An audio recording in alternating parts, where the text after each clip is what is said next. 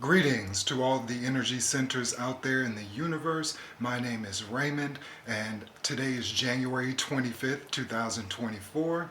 As you can see right there, I will pull one spirit animal card for everyone that receives my energy today. Hopefully, you're doing well. Give yourself no choice but to do well today, right?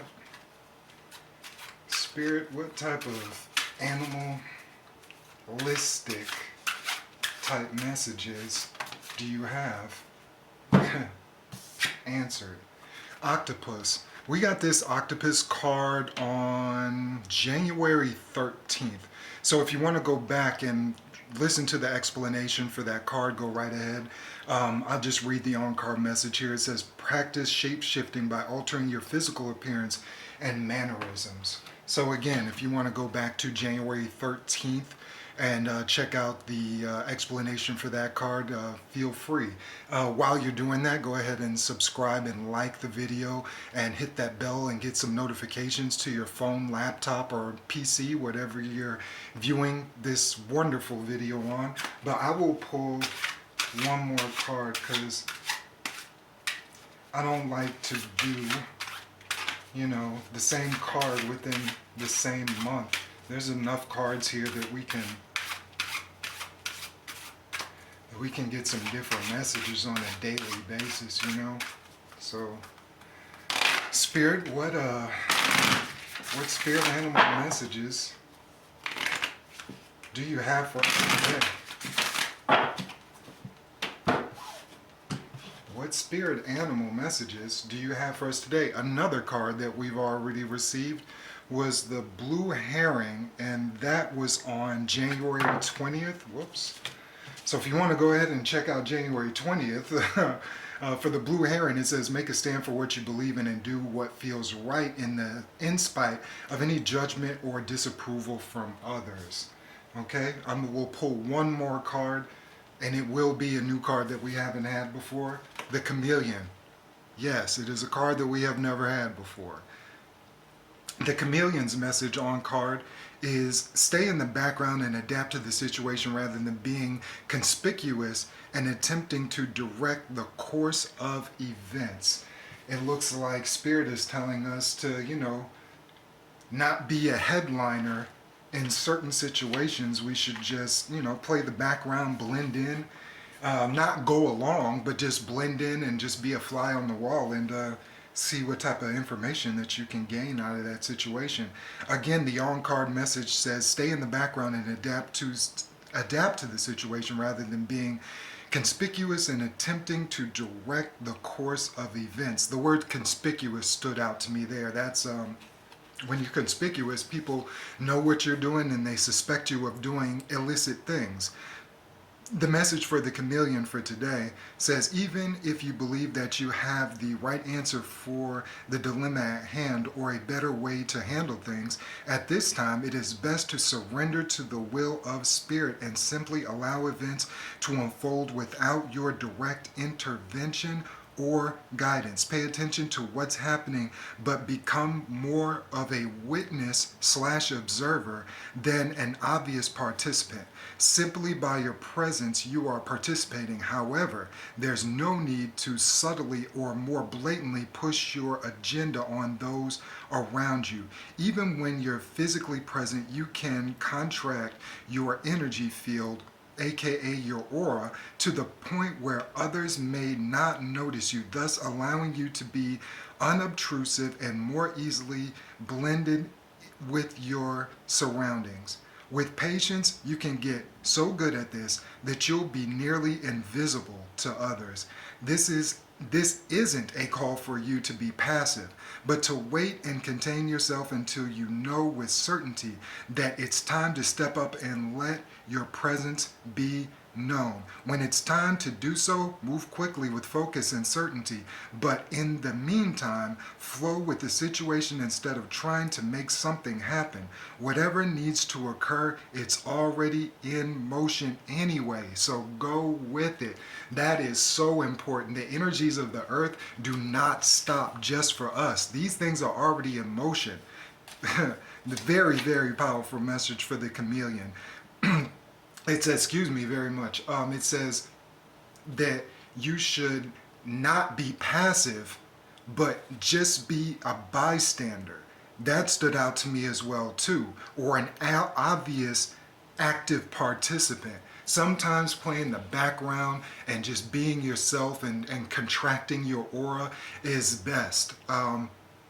Definitely so.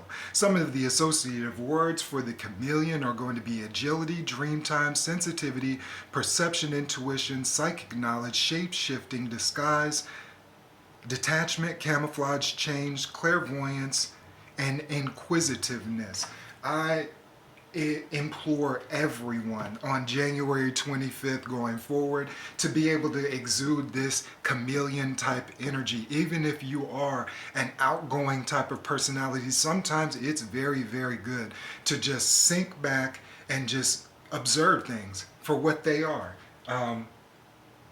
Definitely. Great, great message. Like I said before, we had the blue heron card that I pulled earlier and the octopus card. These both I have pulled previously. The octopus you can go check out on January 13th, and the blue heron was January 20th. So if you want to go check out those messages, please feel free to. I just want to give a quick happy birthday shout out to those born today on January 25th. Celebrate your day. If you're not off work, hold your head up high at work.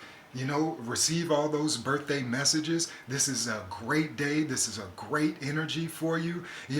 Just stand up, be yourself, and just let your aura shine or contract, depending on what you want to be, aka the chameleon. So, quick numerology about the number 25. We all know it's 2 plus 5 equals 7. That 2 is going to be the cooperative. The number 5 is going to be a changeable type of individual, a traveler, a person that's like really, really popular. They're peripatetic. They move from place to place. That 2 and that 5 equals that 7, which is known as a God number. Excuse me. This 7 personality is going to be a seeker of answers. They're going to be like a resting, contemplative type individual. The reason I use the word resting is because the word 7 is in regards to the creator creating this world in 6 days and resting on the 7th. So that person that's that 2 and that 5 with that 7 energy, they're going to be like really, really observant. And they're just going to be laid back, and they're not going to be too high strung. They're also going to be an intellectual. It goes right along with the seeker of answers. They need information. It's like fuel to them. They like to be well read. And that goes right into the positives for the number 25. Knowledgeable and well read. You number 25s, you men and women out there are just your treasure troves of knowledge. So that is so appreciative. I'm one of those too. I like to learn. So salute for that. Another positive attribute for the number 25, you have substance in your speech, which means you have no empty conversation, or you try to limit it. You know that words have value to them, so you try to use your words sparingly and make them mean everything that you want. That is great. No wasted action in talk. That is a great characteristic. Another positive characteristic about that number 25 is you have no self-doubt. You might be a little magnanimous about yourself and puff your chest out and hold your head up high, and people might miscategorize you because of that, and that's all good. Just don't let it fall into a negative space. No self-doubt is a wonderful attribute. Another attribute for that 25 is going to be you are patient and you have contemplation. This leads to a life full of careful thought, consideration, and before acting. Excuse me, this is something great. Another great attribute, to be patient and to be able to contemplate things and sit back and have that mental bandwidth to, balance your life. A lot of people don't have the mental bandwidth, and we see it every day. So, just keep that thoughtful and careful consideration, and you're sticking on that right path. Few of the quick negatives for 25. Every number has negatives. I said this on my 13th video that people always want to put the number 13 into like this negative evil box, and it's very, very far from that. Every number has negatives. One of the negatives for the number 25 is you suffer from mental aggravation due to being a perfectionist.